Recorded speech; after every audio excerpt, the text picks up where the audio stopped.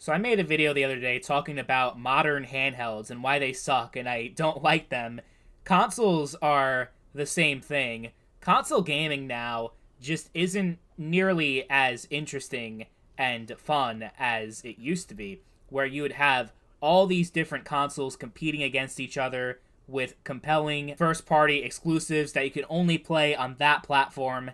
And you also, there was a time long ago where online wasn't something that you had to pay for. I remember on the PS3, it was absolutely free, and you can play as much as you want without having to pay for a subscription. Of course, that changed with the PS4, and the price has increased drastically ever since, to the point where it just isn't worth it anymore. And then the price of the console itself is increasing. This is the first console generation in history where the price of a console is more 5+ years after launch than it was when it first came out.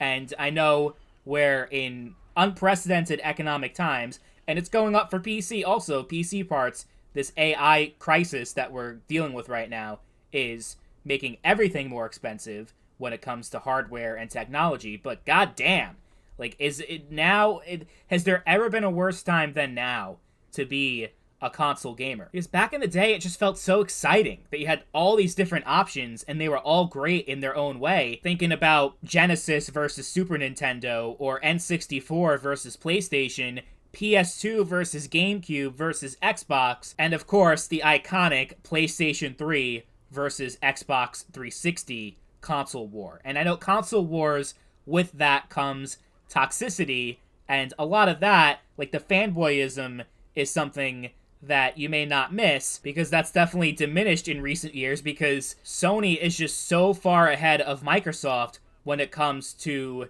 their gaming division and how well the PlayStation's doing versus Xbox, that it's not a real competition anymore. And right now, the PlayStation brand is in a lot of trouble with all these failed live service games they keep coming out with, but the fact that they're still, by far, the number one console manufacturer, like, they can pretty much do all those things and it's not going to hurt them all that much, because where else are you going to go? Because Nintendo is doing good with the Switch and the Switch 2, but that console is so underpowered in comparison to even the base model PS5, never mind the PS6 when it comes out next year, or 2028, whenever. Like, it's coming soon.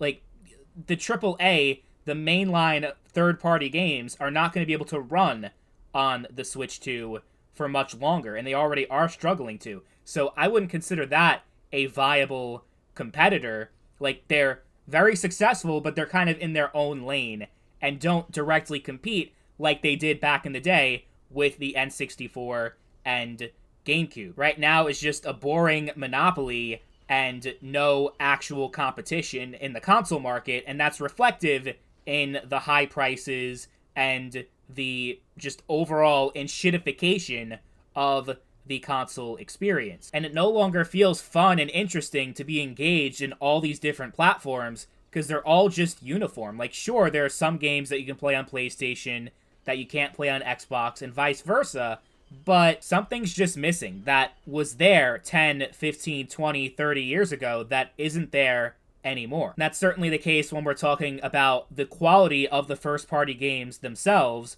Just objectively speaking, they're not as good. I know objectively it's a contradiction because someone can comment saying, I disagree. I think the PS5 games are the best library of PlayStation games out of any PlayStation console. But, like, let's be honest. Anyone who actually believes that, like, you're in a different dimension. Like, it's not even, it's night and day difference between the games we got this generation compared to previous ones. And up until, like, a year or two ago, we were still getting most of the big games on last gen, on the PS4 and Xbox One. Despite it being 6 years since the release of the current gen, this year's Call of Duty will be the first to not be released on PlayStation 4 and Xbox One. And you just have this general feeling like, even though it's been that long, it's been 6+ years, that it doesn't feel like it's time to move on to another generation, because it doesn't feel like we had much of a console generation to begin with.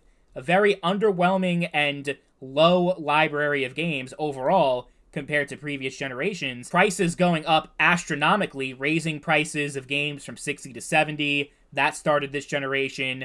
The paid online being a lot more expensive. Used to be like $50 a year, now it's 80 plus, and that's just for the basic tier subscription. There are multiple tiers that are even more than that. Just the controller now is like $80. And I think console gaming's just lost its appeal completely, that I've transitioned to PC gaming almost a decade ago and don't see myself ever coming back to console, ever. And that's as someone who's played mostly on console for most of my life, but I don't think I can ever go back. There's nothing that appeals to me anymore. Console gaming's just an empty, shallow, boring experience compared to what it was before. And it's a complete ripoff.